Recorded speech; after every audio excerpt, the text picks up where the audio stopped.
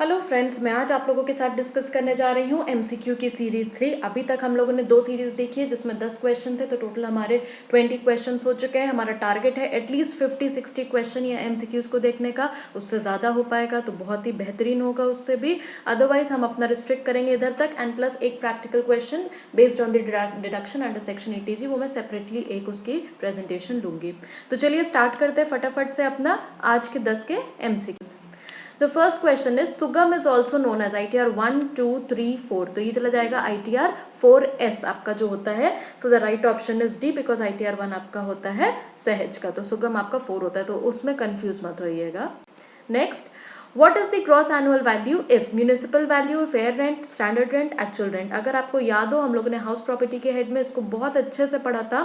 एक बार फिर से फटाफट से देखिएगा. म्यूनिसिपल वैल्यू या fair rental value, which ever is more, तो दोनों में से जो ज्यादा होती है हम वो लेते हैं, यानी कि 5 lakh. Subject to a maximum of standard rent, यानी कि उसमें से जो लेस होता है वो हम लेते हैं, तो यहाँ पे 4,80,000 ये हमारा एक्सपेक्टेड रेंट हम बोलते हैं इसको, और इसको हम एक्चुअल रेंट से कंपेयर करते हैं, तो विच एवर इज मोर, यानी कि correct answer will be 4,80,000, option C. Question 3. Deduction under section 37 subsection 1 is allowed for those expenditure which are revenue, capital, both deferred. Deferred का तो सवाल ही नहीं उठता है. Capital के लिए अलग से हम deduction claim करते हैं, so the correct answer is A, revenue. Question 4. Amount unutilized in the capital account scheme for which exemption claimed under section 54 shall be treated as long term capital gain if 54 में क्या करते हैं, residential house के बदले residential house दे रहे हैं, तो उसके लिए आपको याद है या तो आपका 1 साल के अंदर हो जाना चाहिए या विद इन 3 ईयर्स तक. तो हमारा इसमें राइट आंसर क्या चला जाएगा, C, 3 years expiry from the date of transfer. Deposit की यहाँ पे कोई कंफ्यूजन नहीं रखिएगा. और यही अगर 54B का आपको पूछा जाएगा एग्रीकल्चरल लैंड, तो उसमें 2 ईयर्स की लिमिट होती है, तो उस केस में आंसर A हो जाएगा. बट करंट केस में हमारा चला जाएगा C. Aden rules 1953 is related to which of the following. Aden rule बस एक नाम दिया गया है जो कि हमारे बहुत पुराने रूल्स चले जा रहे हैं, वो हमारे DTAA से रिलेटेड होते हैं, that is double taxation relief, so C.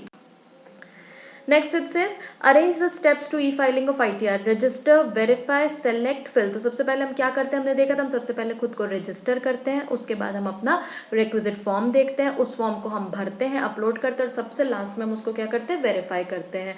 So the correct sequence will be option number 1, A, C, D, B. Next 7, a partner of a partnership firm will be assessed as individual, HUF, firm या body. भाई partner अगर है तो partner क्या है, partner तो individual ही है ना, वो पार्टनरशिप फर्म का एक पार्टनर है. जब वो खुद का रिटर्न फाइल करेगा तो वो तो इंडिविजुअल की कैपेसिटी में करेगा, so the answer will B A.